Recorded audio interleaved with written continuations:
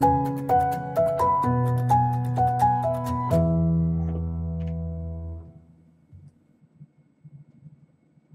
everyone, it's technology expert Burton Kelso with Integral here with another tech tip to help you get the most out of the technology in your life.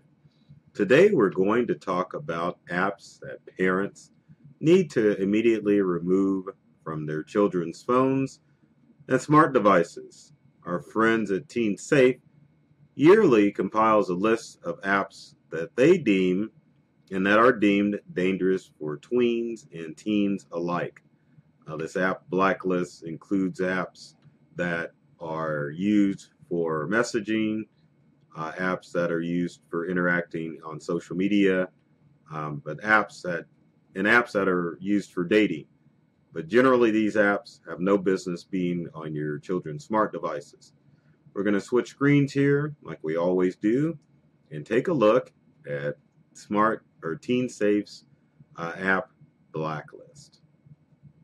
Here's the Teen Safe 2018 Blacklist. Are you worried about the apps that your kids are using? Well, Teen Safe makes it easy for you to find out what apps you need to block from your children's smart devices. And it's broken down into several categories. The first is anonymous apps. These apps allow kids to post anonymously, which is a breeding ground for cyberbullying. So these apps, and you may have heard of some of these before, or Yik Yak, allows people in a certain area to share and upvote messages, but it also allows teens to bully anyone anonymously near them because it uses GPS coordinates, so you can kind of figure out, if your teen's smart enough, who's sharing specific messages, and you can anonymously bully that kid.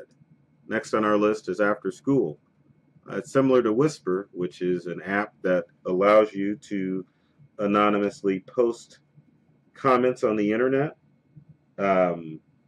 but it also can allow cyberbullies to share secrets and spread rumors. And you can even make posts with bad language in it. You definitely don't want your kids exposed to that. Next is Saraha. I hope I pronounced that right. But it encourages users to send anonymous messages.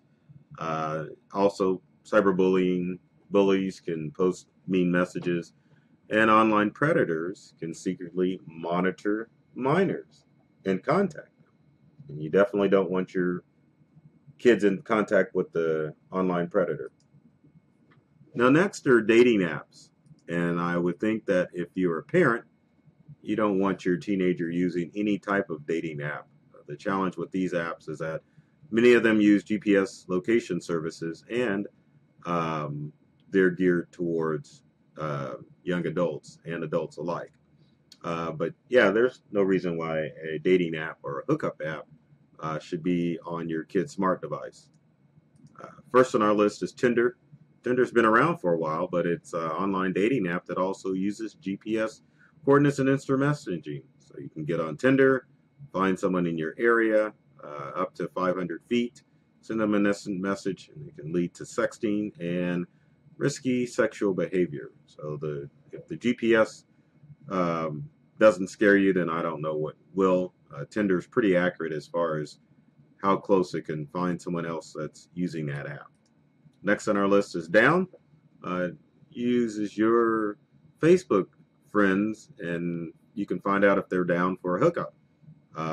So it definitely moves that hookup culture, which is among teens, and the classification system can definitely make your teen feel a little insecure. But it's mainly a hookup app, and you don't want your kids using that.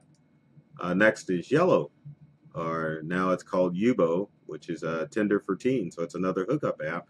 And sometimes sexual predators can pose as teens to meet kids in their area. And hopefully you'll remember with Tinder, it uses GPS coordinates. So your kids could be exposed to a predator, and the predator will know exactly where they're located. And I know most of you don't want that to happen. Finally, we've got apps that you might want to use with caution. They're mainstream apps. Young children and preteens definitely shouldn't be using these apps. But there are apps that teens use, and as a parent, you want to make sure that you monitor them to make sure that they're doing what they need to be doing on the smart device. So it's not like these are banned, but you definitely want to keep track of your kids if they have them. So Snapchat's pretty popular now, but still an app used for sexting. Supposedly the videos and images that are sent disappear, but as we all know, things never disappear on the internet. There's Kix Messenger. It's an app that younger kids like to use to message back and forth, but online predators can solicit your kid through Kix Messenger. There's no age restriction, so anyone can use Kix.